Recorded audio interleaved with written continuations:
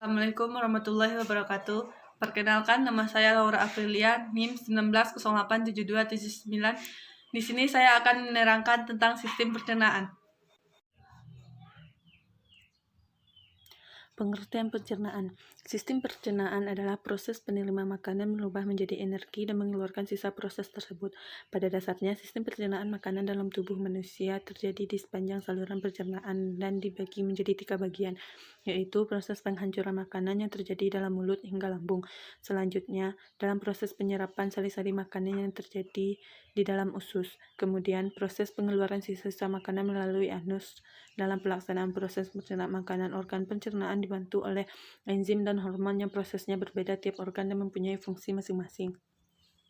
Organ-organ pencernaan ada lidah, mulut, kerongkongan, hati, kantung empedu, lambung, pankreas, usus besar, usus halus, usus buntu, umbai cacing, rektum, dan anus. Mulut merupakan organ pencernaan yang pertama bertugas dalam proses pencernaan makanan. Fungsi utama mulut adalah untuk menghancurkan makanan hingga ukurannya cukup kecil untuk dapat ditelan ke dalam perut. Mulut dapat menghaluskan makanan karena di dalam mulut terdapat gigi dan lidah. Gigi berfungsi menghancurkan makanan ataupun fungsi lidah adalah membolak-balikkan makanan sehingga semua makanan dihancurkan secara merata. Selain itu, lidah berfungsi membantu menelan makanan. Gigi dan lidah termasuk alat pemproses pencerna secara mekanis. Di mulut juga terjadi pencernaan secara kimiawi. Pencernaan secara kimiawi dimungkinkan karena kelenjar air liur menghasilkan ludah yang mengandung air, lendir, dan enzim plialin. Air dan lendir berguna untuk melumasi rongga mulut dan membantu proses penelanan. Adapun enzim plialin mengubah amilum menjadi karbonhidrat yang lebih sederhana, yaitu maltosa lidah. Kerongkongan. Setelah dikunyah di mulut, makanan ditelan agar masuk ke lambung melalui suatu saluran yang disebut kerongkongan. Kerongkongan atau esofagus berfungsi menyalurkan makanan dari mulut ke lambung. Di dalam lehermu sesungguhnya terdapat 2 saluran, yaitu kerongkongan letaknya di belakang dan tenggorokan atau trakea letaknya di depan. Kerongkongan merupakan saluran pencernaan yang menghubungkan antara mulut dengan lambung. Lambung merupakan alat pencernaan yang berbentuk kantung. Dinding lambung tersusun dari otot-otot yang memanjang, melingkar, dan menyerong. Hal ini memungkinkan makanan yang masuk ke dalam lambung dibolak-balik dan diremas lagi sehingga menjadi lebih halus. Selain mencerna makanan secara mekanis, lambung juga mencerna makanan secara kimiawi. Lambung menghasilkan suatu cairan yang mengandung air, lendir, asam lambung atau HCI, serta enzim renin dan pepsinogen. Karena sifatnya yang asam, cairan lambung dapat membunuh kuman yang masuk bersama makanan. Sementara itu, enzim renin akan mengumpulkan protein susu yang ada dalam air susu sehingga dapat dicerna lebih lanjut. Pepsinogen akan diaktifkan oleh HCI menjadi pepsin yang berfungsi memecah protein menjadi pepton. Usus halus. Setelah dicerna di lambung, makanan akan masuk ke usus halus. Usus halus terdiri atas 3 bagian, yaitu usus 12 jari, usus kosong, dan usus penyerapan. Usus 12 jari dan usus kosong berperan penting dalam pencernaan makanan secara kimiawi. Di usus 12 jari ini, kantong empedu dan pankreas mengeluarkan cairan pencernaannya. Empedu yang dihasilkan oleh kantung empedu akan berperan dalam pemecahan lemak dengan cara mengemulsikan lemak sehingga dapat mencerna lebih lanjut. Cairan pankreas mengandung enzim-enzim pencernaan penting, yaitu trypsinogen, amilase, dan lipase.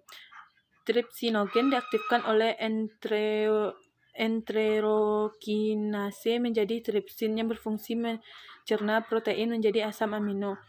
Amilase akan mencerna amilum menjadi glukosa, sedangkan lipase mencerna lemak menjadi asam lemak dan gliserol.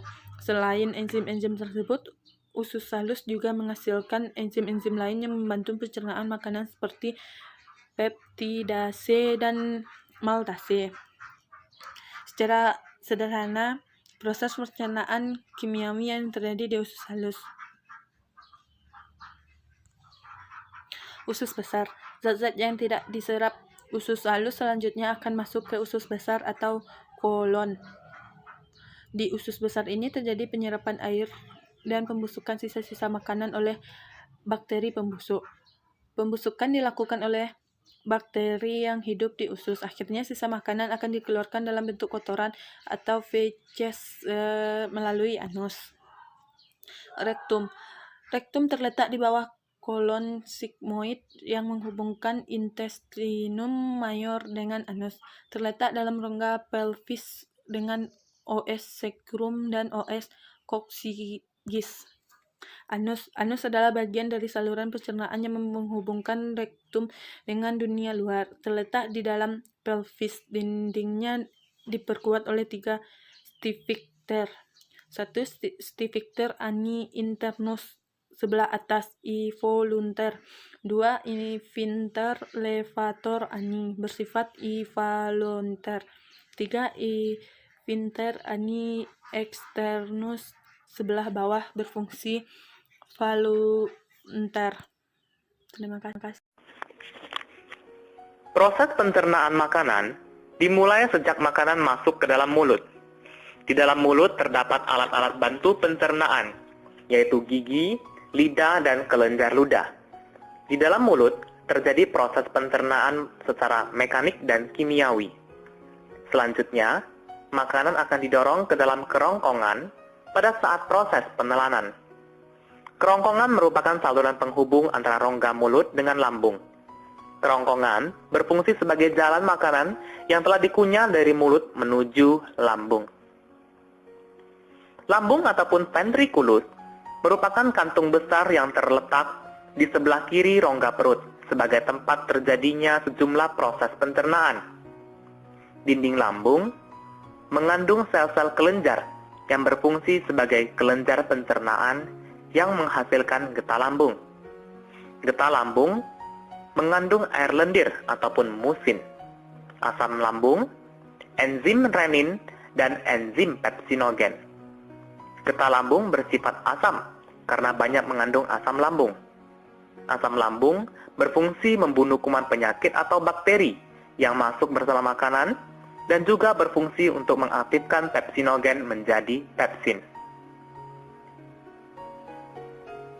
Selanjutnya, makanan sedikit demi sedikit keluar menuju usus 12 jari yang merupakan bagian dari usus halus. Pada usus 12 jari bermuara saluran getah pankreas dan saluran empedu. Selanjutnya, empedu dialirkan menuju saluran empedu ke usus 12 jari. Getah pankreas mengandung enzim-enzim sebagai berikut, yaitu protease yang mengubah protein menjadi asam amino, amilase yang mengubah zat tepung atau amilum, dan lipase yang mengubah lemak menjadi asam lemak. Jadi pada usus halus, seluruh proses pencernaan karbohidrat, lemak, dan protein diselesaikan. Selanjutnya, proses penyerapan akan berlangsung di usus kosong dan sebagian besar di usus penyerap. Karbohidrat diserap dalam bentuk glukosa, lemak diserap dalam bentuk asam lemak dan gliserol, dan protein diserap dalam bentuk asam amino. Selanjutnya, makanan akan bergerak menuju usus penyerapan yang juga merupakan bagian dari usus halus. Pada dinding usus penyerap, terdapat jonjot-jonjot usus yang disebut pili. Pili berfungsi memperluas daerah penyerapan usus halus, sehingga sari-sari makanan dapat terserap lebih banyak dan cepat. Dinding pili banyak mengandung kapiler darah dan kapiler limfe, ataupun pembuluh getah bening usus. Agar dapat mencapai darah, sari-sari makanan harus menembus sel dinding usus halus yang selanjutnya masuk ke pembuluh darah atau pembuluh limfe. Asam lemak dan gliserol bersama empedu membentuk suatu larutan yang disebut misel. Pada saat bersentuhan dengan sel pili usus halus, gliserol dan asam lemak akan terserap. Umumnya sari makanan diserap saat mencapai akhir usus halus. sisa makanan yang tidak diserap secara perlahan-lahan bergerak menuju usus besar. Pada usus besar yang disebut juga dengan kolon, akan terjadi proses pembusukan makanan.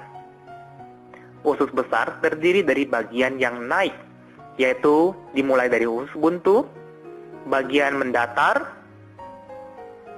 bagian yang menurun, dan berakhir pada anus. Di dalam usus besar, terdapat bakteri Escherichia coli. Bakteri ini membantu dalam proses pembusukan sisa makanan menjadi feses. Selain membusukkan sisa makanan, bakteri Escherichia coli juga membantu untuk menghasilkan vitamin K. Vitamin K berperan penting dalam proses pembentukan darah. Perjalanan makanan sampai di usus besar dapat mencapai 4-5 jam. Namun, di usus besar, makanan dapat disimpan sampai 24 jam.